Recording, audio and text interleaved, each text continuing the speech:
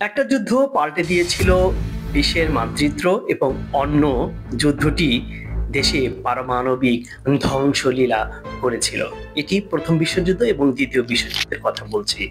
আসসালামু আলাইকুম রহমতুল্লাহ। আমি এনএই সরকার আপনাদের সাথে আজকে কথা বলবো প্রথম বিশ্বযুদ্ধ, দ্বিতীয় বিশ্বযুদ্ধ এবং যুদ্ধের ভয়াবহতা নিয়ে। আজকে একটা ছোট্ট করে একটা গল্প বলবো। সেই গল্পটির নায়ক হচ্ছে 18-19 বছরের এক তরুণ গ্যাব্রিয়েলো প্রিন্সেপ। আর তিনি একটা ক্লাব গঠন করেন। আমাদের পাড়ায় যেরকম একটা ক্লাব হয়, সেই ক্লাব গঠন করে। তার নামটা ছিল ইয়াং বাসনিয়া।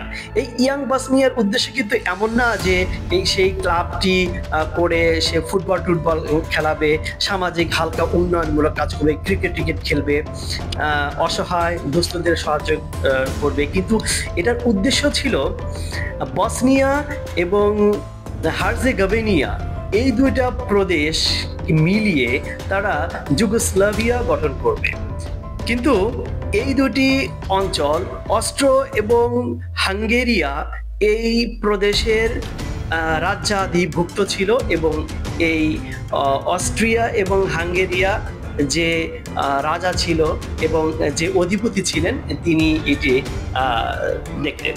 কিন্তু এই বসনিয়া ইয়াং যে ক্লাবটি রয়েছে এবং যে গ্রুপটি রয়েছে, এরা প্রত্যেকেই বিশ্বাস করত যে এই অঞ্চলটি হচ্ছে তাদের আওতাধীন এবং তাদের হওয়া উচিত। তো দেখা যায় 1914 সালে ফ্রান্সিস ফার্নান্দো তেনার স্ত্রী সহকারে যে বসনিয়া এবং হার্জেগোভিনার সশস্ত্র বাহিনীর একটা পরিদর্শন করার জন্য আসেন। তখন এই গ্যাব্রিয়েলো প্রিন্সেপ 18-19 বছরের সেই তরুণ সেই ফ্রান্সিস ফার্নান্দোকে গুলি করে হত্যা করেন। তো তখন এই ফ্রান্সিস ফার্নান্দো হত্যাকাণ্ডের বিচার কার্য করার জন্য সার্বিয়ার কাছে অনুরোধ করে যে বিচার কার্য তারা দেখভাল করবে এবং ধরপাকড় শুরু করবে। তখনই কি হয়, সার্বিয়া এটার অনুমতি দেয় না। 24 ঘন্টা আলটিমেটাম দিয়েছিল।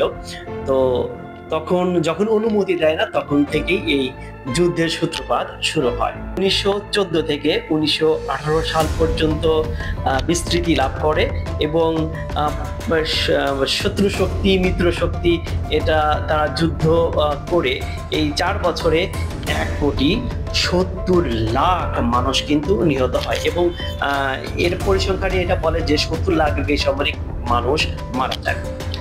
এখন আমরা চলে আসি দ্বিতীয় বিশ্বযুদ্ধে। প্রথম বিশ্বযুদ্ধ এখানে শুরু হয়েছিল 1914 সালে এবং শেষ হয় 1918 সালে। দ্বিতীয় বিশ্বযুদ্ধ আবার 1938 থেকে 1945 সাল।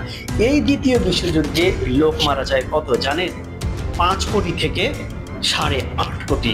ভাবা যায় যুদ্ধ এখন আমাদের সামনে, আমরা বলছি যে যুদ্ধ তৃতীয় বিশ্বযুদ্ধ হবে। এই তৃতীয় বিশ্বযুদ্ধ ঘটলে কি পরিমাণ, কত শত কোটি মানুষ মারা যাবে, এটা কি ভাবতে পারছেন?